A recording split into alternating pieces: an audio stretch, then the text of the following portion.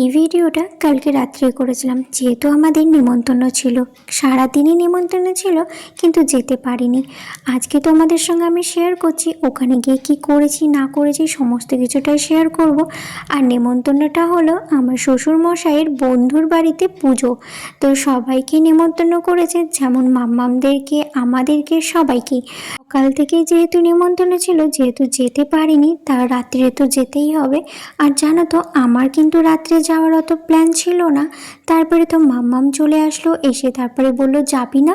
তো বললো কি যে তোর শাশুড়ি মা তো যাবে না, তাহলে তুই চ। তারপরে আমি তো ফোনে তখন কাজ করছিলাম, তো আমি বললাম ঠিক আছে, আমার তো একটু তাহলে লেট হবে, আমি যেহেতু ফোনে কাজ করছি, তুমি আধ ঘন্টা একটু থেমে যাও। তো বললো হ্যাঁ হ্যাঁ, কোনো ব্যাপার না, তুই কাজটা কমপ্লিট করে নে, তারপরেই যাব। তো মাম্মাম তো বলে তারপরে তো মাম্মাম বাড়ি চলে গেল। আর তারপরে কিন্তু আমি রেডি হতে লাগলাম, যেহেতু ফোনের কাজ করছিলাম, করার পরেই কিন্তু আমি রেডি হতে লেগেছি। আর এই দেখো, এই ড্রেসটা পরে নিয়েছি। তারপরে তো ড্রেসটা পরে আমি রেডি হতে লেগেছি, তারপরে দেখছি শাশুড়ি মা চলে এসেছে, এসে বলছে আমিও যাব। তাই বলছে, তাই বললাম তুমি বলে যাবে না?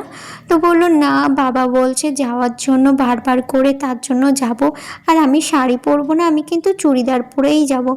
আমাকে এসে তাই বললো শাশুড়ি মা। তো আমি সেখানে কি বলবো বলো, সেটা তার পার্সোনাল ব্যাপার, তাই কি না?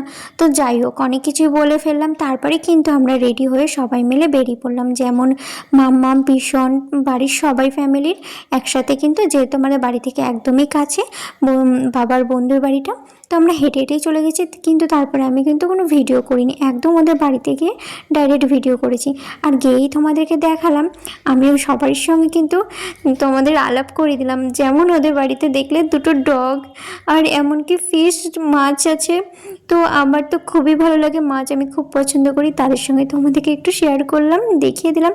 তারপরে তো ওপরে চলে আসলাম। ওপরে এসে দেখলাম পুজো তো হয়ে গেছে, যেহেতু দুপুরে পুজো হয়েছে আর যজ্ঞ হয়েছে, সমস্ত কিছুই দেখালাম। তারপরে উপর থেকে নিচে চলে এসেছি, যেহেতু খাওয়ার জন্য বারবার ডাকছিল। তারপরে তো আমরা সবাই যে খেতে বসে পড়েছি। আর আমার পাশে কিন্তু মাম্মাম বসেছে, আর মাম্মামের সামনে সামনে শাশুড়ি মা বসেছে, আর আমার সামনে একটা পিসি বসেছে। তো আমরা চারজনে মিলে খাওয়া দাওয়া করছিলাম। আর পিসন তো খেয়ে চলে গেছে, আর পাশে তার পাশের চেয়ারে মানে আমার শ্বশুরমশাই বসে খাচ্ছিল। আর এই যে এই পিসিটার কথাই বলছিলাম।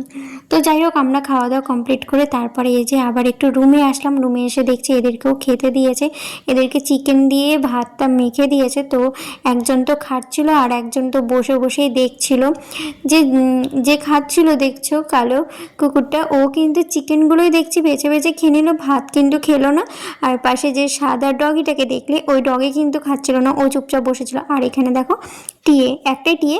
ওদের বাড়িতে জানো তো অনেক প্রচুর প্রচুর পাখি ছিল। সে পাখিগুলো যদি থাকতো আমি শেয়ার করতাম তোমার সঙ্গে, যেহেতু এখন নেই, মানে বিক্রি করে দিয়েছে সব, তার জন্য আমি শেয়ার করতে পারলাম না। আর এই দেখো, এই কাকিমার বাড়িতেই আমরা গিয়েছিলাম, পুজো ছিল।